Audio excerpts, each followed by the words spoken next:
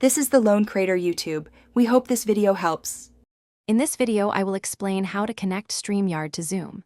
We'll cover the simple steps to integrate these powerful tools, allowing you to elevate your virtual events. By combining Streamyard's professional production capabilities with Zoom's robust conferencing features, you can create highly engaging and polished broadcasts. This setup is perfect for webinars, online workshops, and interactive presentations, reaching a wider audience with superior quality. First, let's prepare Streamyard. Within your Streamyard studio, navigate to the Destinations tab.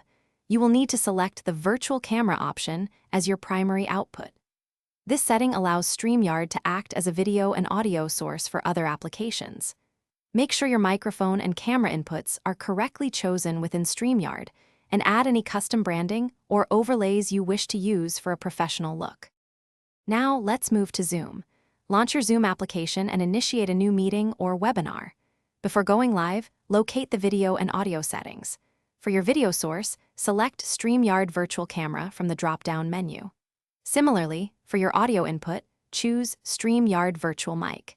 This ensures that all your professional Streamyard production elements are seamlessly fed directly into your Zoom session for your audience. To ensure a flawless broadcast, always conduct a thorough test run before your live event.